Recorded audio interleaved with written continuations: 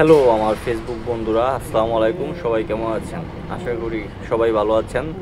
তো আজকে আপনাদের এমন একটা রাস্তা দেখাবো, যেই রাস্তা দিয়ে যদি আপনারা যারা বরিশাল, শরীয়তপুর, মাদারীপুর বা খুলনা, বাগেরহাট এই অঞ্চলের দক্ষিণ অঞ্চলের মানুষ কক্সবাজার বা চট্টগ্রাম, বান্দরবান যেতে চান বা কুমিল্লা যেতে চান, মানে এই অঞ্চলে আসতে চান, তাদেরকে আমি প্রায় 100 কিলোমিটার রাস্তা আপনারা শর্ট করতে পারবেন। কিভাবে করতে পারবেন, কোথা দিয়ে যাবেন, এই ভিডিওতে সব পাবেন। তো সম্পূর্ণ ভিডিওটি দেখবেন। তো আমি এখন আছি চাঁদপুরের হরিণা ফেরিঘাটের যে রাস্তায়, সেই রাস্তায় চলে যাচ্ছি। তো চাঁদপুরের হরিণা ফেরিঘাট চাঁদপুর শহর থেকে 8 থেকে 9 কিলোমিটার আসলে আপনারা এই যে ফেরিঘাটটা পেয়ে যাবেন। তো এখন আমি ফেরিঘাট আসি, যদিও আমি কুমিল্লা লক্ষ্মীপুর থেকে এসেছি।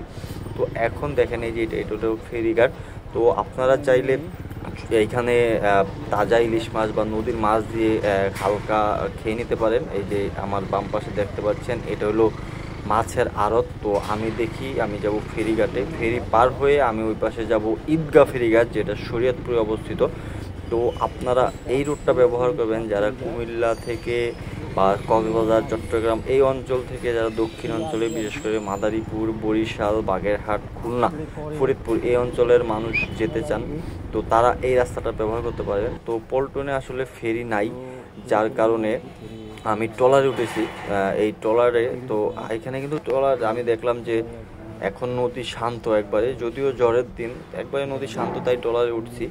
যেহেতু ফেরিতে না ওঠার কারণ হলো আপনার ফেরি একটু লেট হবে, কারণ গাড়ি কম। এইটা আমি কখনো দেখিনি, এইখানে কিন্তু ফেরি সবসময় পাওয়া যায়, তবে আজকে আমি ফেরি পাই নাই, কপাল খারাপ। তার জন্য আসলে ট্রলারে অনিচ্ছা সত্ত্বেও ট্রলারে আমি উঠছি, কারণ নদী পার হতে হবে, না হলে 2-2.5 ঘন্টা বসে থাকতে হবে।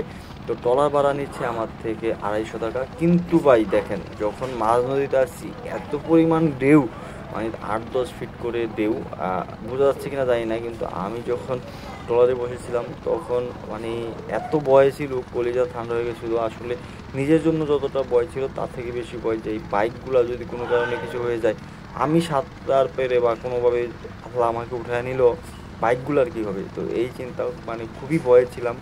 ইঞ্জিনের ট্রলারের 2টা ইঞ্জিন শাঁ করে, তারপরে আমাদের এই মেঘনা, বিশাল সেই চাঁদপুরের মেঘনা নদী আমাদের অবশেষে পাড়ে আসার পর কলিজায় পানি আসছে আসলে। তো আমি খুব একটু নার্ভাস হয়ে গেছিলাম, যদিও আমি নদীতে এত নার্ভাস হই না, শুধু বাইকের কারণে। তারপরে যে চলে আসলাম ঈদগাহ ফেরিঘাট, যেটা শরীয়তপুর চাঁদপুরের যে সংযোগ একমাত্র ফেরি দিয়ে করা হয় বা ট্রলার দিয়ে এখানে পারাপার করা হয়।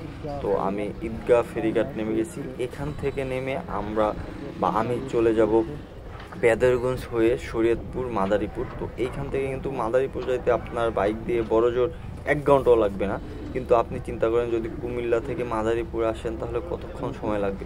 কিন্তু কুমিল্লা থেকে আপনি সরাসরি চাঁদপুর এসে পড়বেন। চাঁদপুর থেকে এই হরিণা ফেরিঘাট হয়ে, ঈদগাহ ফেরিঘাট হয়ে চলে যাবে বেদরগঞ্জ, শরীয়তপুর হয়ে মাদারীপুর। তারপরে মাদারীপুর থেকে আপনারা গোপালগঞ্জ বলেন, বাগেরহাট বলেন, ফরিদপুর বলেন, যে কোনো জায়গায় যেতে পারবেন। এই রুটটা কিন্তু সবাই সচরাচর ব্যবহার করে না বা জানেও না, কিন্তু যারা দক্ষিণ অঞ্চলের আছেন বা যারা এদিক দিয়ে দক্ষিণ অঞ্চল থেকে এই চট্টগ্রাম বিভাগে যেতে চান, তো কুমিল্লা যেতে চান, তারা এই রুটটা ব্যবহার করবেন। তো এখন এটা আমি সামনে বালাবাজার বাজার, এটা হলো ঈদগাহ ফেরিঘাট। এই অঞ্চলটা কিন্তু শরীয়তপুর সখীপুর থানায় অবস্থিত। তারপরে বেদরগঞ্জ, এখান থেকে বেদরগঞ্জ খুব কাছে, 15 কিলো 20 কিলো।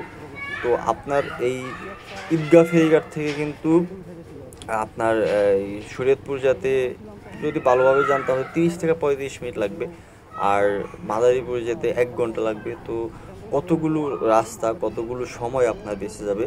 তো যারা এদিক দিয়ে এই রাস্তাটা চিনেন না, তাদের জন্য এই রাস্তাটা, আপনারা যারা না চিনেন গুগল ম্যাপ দিয়ে বা কাউকে জিজ্ঞেস করলেই মাদারীপুর থেকে শরীয়তপুর, বেদরগঞ্জ, তারপরে বালাবাজার হয়ে এইখানে ঈদগাহ ফেরিঘাট, আর ঈদগাহ ফেরিঘাট পার হয়ে চলে যাবেন হরিণা ফেরিঘাট হয়ে চাঁদপুর বা লক্ষ্মীপুর, 2 পাশ দিয়ে যেতে পারবেন। চাঁদপুর বা লক্ষ্মীপুর গিয়ে তারপর ওইখান থেকে কুমিল্লা যাওয়া খুবই ইজি।